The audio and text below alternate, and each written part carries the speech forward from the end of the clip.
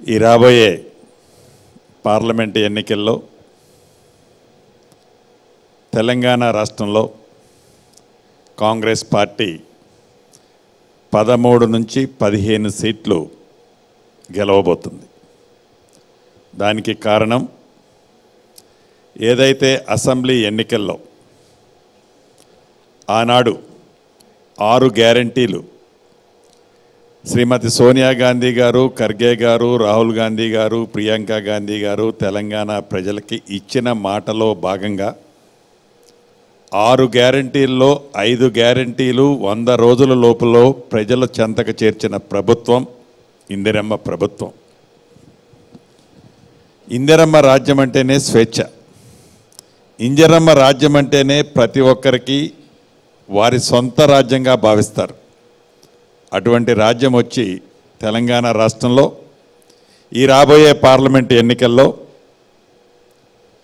రాహుల్ గాంధీ గారిని ప్రధానమంత్రి చెయ్యాలి అని దేశ ప్రజలు, దేశంలో ఉండే అన్ని రాష్ట్ర ప్రజలు ఏ రకంగా కోరుకుంటున్నారో తెలంగాణ రాష్ట్రంలో ఉండే ప్రజలు కూడా కాంగ్రెస్ పార్టీని అత్యధిక సీట్లు గెలిపించడానికి సిద్ధంగా ఉన్నారు. రమేష్ గారు, శ్రీనివాసరెడ్డి గారు, ఈ ఎన్నికల్లో మీ జయాపజయాలు రాష్ట్ర ప్రభుత్వం మళ్ళీ ఉంటుందా లేదా అనే చర్చ కొనసాగుతుంది. ప్రధానంగా ఇటీవల కేసీఆర్ గారు చెప్పారు, 20 నుంచి 25 మంది ఎమ్మెల్యేలు నాతో టచ్లో ఉన్నారు, ఒక లీడర్ ఆ ఎమ్మెల్యేలను కూడా తీసుకొస్తారు, ప్రభుత్వాన్ని పడేద్దాం అని కూడా నాతో చెప్పాడు. కానీ నేను ఇప్పుడే వద్దన్నాను, ఏడాది అన్నా ఈ ప్రభుత్వం ఉంటుందా ఉండదన్నాడు. ఆ ఒక్క నేత పొంగులేటి శ్రీనివాసరెడ్డేనా? మంచి క్వశ్చన్ అడిగారు రమేష్ గారు. ఇంకా గౌరవ మాజీ ముఖ్యమంత్రి కల్వకుంట్ల చంద్రశేఖరరావు గారు అనుకుంటున్నారు నేనే ముఖ్యమంత్రిని ఈ రాష్ట్రానికి అని అదే ఊహల్లో ఉన్నారు. ఇంకా వారు ముఖ్యమంత్రిగా దిగిపోయి సుమారు 4 నెలల 11 రోజులు అయిందనేది ఇంకా వారు ఆ సోయిలోకి వచ్చినట్టు లేరు. ప్రధానంగా ఇక్కడ మాజీ ముఖ్యమంత్రి వర్యులు కానీ గతంలో 10 సంవత్సరాలు పరిపాలించిన పార్టీలో ఉన్న ముఖ్యులు కానీ గమనించాల్సింది, వారు మిస్ అవుతున్నది ఒక విషయం ఉంది. ఏదైతే 9.5 నుంచి 10 సంవత్సరాలు తెలంగాణ రాష్ట్రం ఏర్పడిన తర్వాత మీరు 2 పర్యాయాలు మభ్యపెట్టి తెలంగాణ ప్రజలని 2 పర్యాయాలకు అధికారంలోకి వచ్చిన తర్వాత మీరు చేసిన హామీలు, చేస్తానని చెప్పిన హామీలు నెరవేర్చే దాంట్లో విఫలం అయ్యారు. కాబట్టే తెలంగాణ ప్రజలు కర్రు కాల్చి మీకు వాత పెట్టి ఇందిరమ్మ రాజ్యాన్ని తెచ్చుకున్నారు. ఏమి నమ్మి, ఏమి మీ మీద విశ్వసనీయతతో మీరు ఏమి ఉద్ధరిస్తారని కాంగ్రెస్ పార్టీలో స్వేచ్ఛగా ఉన్న శాసనసభ్యులు కానీ మంత్రులు కానీ ఏమి నమ్మి మీ బీఆర్ఎస్ పార్టీలోకి వస్తారు అని మీరు నమ్మబలుకుతున్నారు అనేది నా ఫస్ట్ క్వశ్చన్. మీ ద్వారా యావత్ తెలంగాణ రాష్ట్రంలో ఉండే ప్రజలకు కూడా ఇది నేను తెలియజేయాలనుకుంటున్నాను.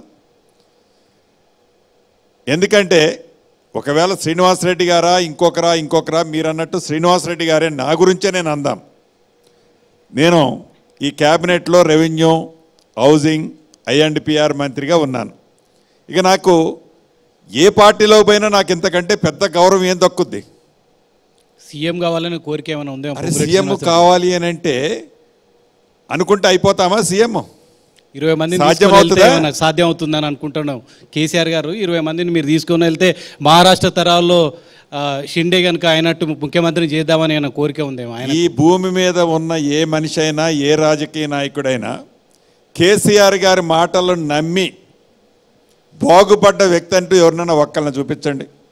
ఆనాడు తెలంగాణ రాష్ట్రాన్ని సాధించుకునేటప్పుడు తెలంగాణ రాష్ట్రం మీరిస్తే ఆనాడు టీఆర్ఎస్ పార్టీని, ఉద్యమ పార్టీని కాంగ్రెస్ పార్టీలో మెర్జ్ చేస్తానని చెప్పిన పెద్ద మనిషి.